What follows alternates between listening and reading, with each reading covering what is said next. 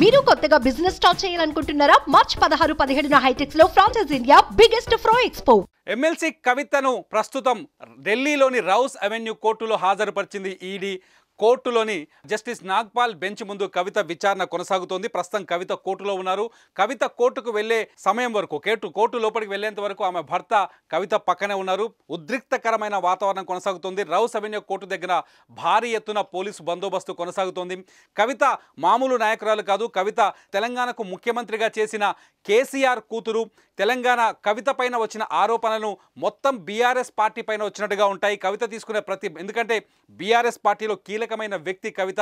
BRS party అటు ముఖ్యమంత్రి కూతురు, ఇటు వర్కింగ్ ప్రెసిడెంట్ కేటీఆర్కి సోదరి. మొత్తానికి బీఆర్ఎస్ వర్సెస్ బీజేపీ వార్ కొనసాగుతోంది. తెలంగాణలో ఆ వార్ స్టార్ట్ అయింది అని చెప్పడానికి కవిత అరెస్టే తార్కాణమంటూ బీఆర్ఎస్ శ్రేణులు ఆరోపణలు చేస్తున్నాయి. ప్రస్తుతం కవిత అరెస్టు తర్వాత ఇవాళ రాష్ట్ర వ్యాప్తంగా, తెలంగాణ వ్యాప్తంగా బీఆర్ఎస్ నాయకులు రాస్తారోకోలు, ధర్నాలు నిర్వహిస్తున్నారు. కేవలం రాజకీయ దురుద్దేశంతోనే కవితను అరెస్ట్ చేశారని ఆరోపిస్తున్నారు, నిరసనలు తెలుపుతున్నారు. ఇటు కవిత కూడా ఇది పూర్తి అక్రమమైన కేసు, తనపైన పూర్తి అక్రమమైన కేసు పెట్టారు, కోర్టులో న్యాయ పోరాటం చేస్తామంటూ ఆమె కోర్టుకు వెళ్లే ముందు కవిత కీలకమైన వ్యాఖ్యలు చేశారు. దీంతో ప్రస్తుతం ఉత్కంఠభరితమైన వాతావరణం కొనసాగుతోంది. కవితను కోర్టులో హాజరుపరిచిన తర్వాత ఈడీ ఆమెను 10 రోజుల పాటు కస్టడీకి ఇవ్వాలని చెప్పేసి పిటిషన్ దాఖలు చేసింది. రౌస్ అవెన్యూ కోర్టు, సిబిఐ కోర్టులో కవిత పైన విచారణ కొనసాగుతోంది. అయితే ఒకవేళ కోర్టు కవితను కస్టడీకి ఇస్తారా అన్నది చాలా ఆసక్తికరంగా మారింది. ఇటు కవిత అరెస్టు పైన న్యాయ పోరాటానికి బీఆర్ఎస్ శ్రేణులు సిద్ధమయ్యాయి. ఇటు తెలంగాణ టీఆర్ఎస్ అంటే బీఆర్ఎస్ అధ్యక్షుడు వర్కింగ్ ప్రెసిడెంట్ కేటీఆర్ ఢిల్లీలో ఉన్నారు. అక్కడ ప్రతి విషయాన్ని క్షుణ్ణంగా పరిశీలిస్తూ న్యాయ సలహాలు తీసుకుంటూ ముందడుగులు వేసే ప్రయత్నం చేస్తున్నారు. ఢిల్లీ లిక్కర్ స్కామ్లో కవితది 12వ అరెస్టు. ఇప్పటి వరకు ఢిల్లీ లిక్కర్ స్కామ్లో 11 మందిని సిబిఐ అరెస్ట్ చేసింది. అందులో ఢిల్లీ ఉప ముఖ్యమంత్రిగా పనిచేసిన మనీష్ సిసోడియా కూడా ఉన్నాడు. అంతేకాకుండా కొందరు బ్యూరోక్రాట్స్ ఉన్నారు. కీలకమైన నేతలంతా ఈ స్కామ్లో ఉన్నట్టుగా సిబిఐ తన ఛార్జ్షీట్లో పేర్కొంది.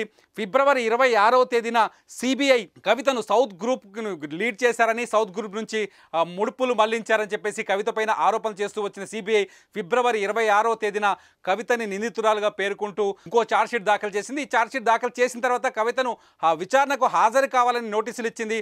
అయితే తను సుప్రీంకోర్టులో పిటిషన్ వేశారు కవిత. సుప్రీంకోర్టులో విచారణ కొనసాగుతున్న సందర్భంలో తాను విచారణకు హాజరు కాను అని చెప్పేసి చాలా స్పష్టంగా చెప్పారు. ఈ నేపథ్యంలోనే అనూహ్యంగా నిన్న శుక్రవారం కవిత ఇంటికి వచ్చిన ఈడీ అధికారులు, ఐటీ అధికారులతో కలిసి కవిత ఇంటికి వచ్చిన ఈడీ అధికారులు కవిత ఇంట్లో చాలాసేపు సోదాలు నిర్వహించారు, కవితని ప్రశ్నించారు. ఆ తర్వాత సాయంత్రం 5:30 కవితని అరెస్ట్ చేస్తున్నట్టుగా ప్రకటించారు. రాత్రి 8:45 శంషాబాద్ ఎయిర్పోర్ట్ నుంచి కవితను విమానంలో ఢిల్లీకి తీసుకెళ్లారు. ఢిల్లీ నుంచి నేరుగా ఢిల్లీలో ల్యాండ్ అయిన తర్వాత ఢిల్లీలో ఉన్న ఈడీ ప్రధాన కార్యాలయంలో కవితను ఉంచారు. ఆ తర్వాత ఇవాళ ఉదయం కవితని కోర్టులో హాజరుపరిచారు. మొత్తంగా కవిత అరెస్ట్ అనేది జాతీయ స్థాయిలో సెన్సేషనల్గా మారింది. ఇక్కడ ఇంకొక విషయం ఏంటి అంటే బీజేపీ ఎందుకు కవితని అరెస్ట్ చేసింది? ఎందుకంటే గత ఎన్నికల్లో చాలా స్పష్టంగా ఒక ఆరోపణ చేసింది కాంగ్రెస్ పార్టీ. బీఆర్ఎస్ బీజేపీ ఒక్కటే, కేవలం రాజకీయ ప్రయోజనాల కోసం మాత్రమే వాళ్ళు బయటకి శత్రువులా నటిస్తున్నారని చెప్పేసి కాంగ్రెస్ ఆరోపణలు చేసింది. అంతేకాదు ఎన్నికలకు ముందు తెలంగాణలో అసెంబ్లీ ఎన్నికలకు ముందు కవితని ఎందుకు అరెస్ట్ చేయలేదు అనే ప్రశ్నపైన అటు కాంగ్రెస్ అనేక ప్రశ్నలు సంధించింది. దీంతో ఇటు బీజేపీలో కూడా కవితను ఈడీ అరెస్ట్ చేయకపోవడం పట్ల బీజేపీ, కేంద్రంలో అధికారంలో ఉన్న బీజేపీ పార్టీ పట్ల విశ్వాసం తగ్గింది తెలంగాణ ప్రజలకు అనే ప్రచారం కూడా, అనే ఆరోపణలు కూడా, అనే కామెంట్స్ కూడా తెరపైకి వచ్చినాయి. ఈ నేపథ్యంలో కవితని ఇప్పుడు అరెస్ట్ చేయడం అంటే ఇవాళ మరి కాసేపట్లో ఎన్నికల నోటిఫికేషన్ రాబోతుంది. దేశవ్యాప్తంగా సార్వత్రిక ఎన్నికలకు బెల్లు మోగబోతోంది. ఈ సందర్భంలో కవితను అరెస్ట్ చేయడం వల్ల తెలంగాణలో బీజేపీ తమ ప్రయోజనాలని కోసమే తెలంగాణలో బీజేపీ కవితను అరెస్ట్ చేసిందని చెప్పేసి రాజకీయ విశ్లేషణలు కూడా తెరపైకి వస్తున్నాయి. నిన్న కోమటిరెడ్డి వెంకరెడ్డి చాలా స్పష్టంగా చెప్పారు, బీజేపీ బీఆర్ఎస్ ఒకటే, కేవలం బీఆర్ఎస్ వ్యతిరేక ఓటును తమ వైపు తిప్పుకోవడానికి మాత్రమే బీజేపీ కవితను అరెస్ట్ చేసిందని చెప్పేసి కీలకమైన వ్యాఖ్యలు చేశారు. ఇవన్నీ చూస్తుంటే కవిత అరెస్ట్కి, ప్రస్తుతం నడుస్తున్న రాజకీయ వ్యవహారాలన్నింటికీ చాలా దగ్గర సంబంధాలు ఉన్నట్టుగా తెలుస్తున్నాయి. కాకపోతే బ్యూరోక్రాట్స్ కానీ ఈడీ కానీ విచారణ అధికారులు మాత్రం ఎన్నికలకు కానీ రాజకీయాలకు కానీ కవితకు కానీ ఎటువంటి సంబంధం లేదని చెప్తున్నారు.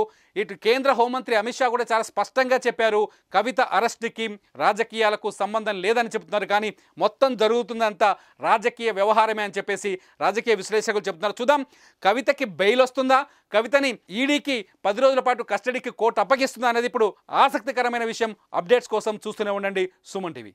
సుమన్ టీవీలో మీ పర్సనల్ అండ్ బిజినెస్ ప్రమోషన్స్ కోసం కింది నెంబర్కి కాంటాక్ట్ చేయండి.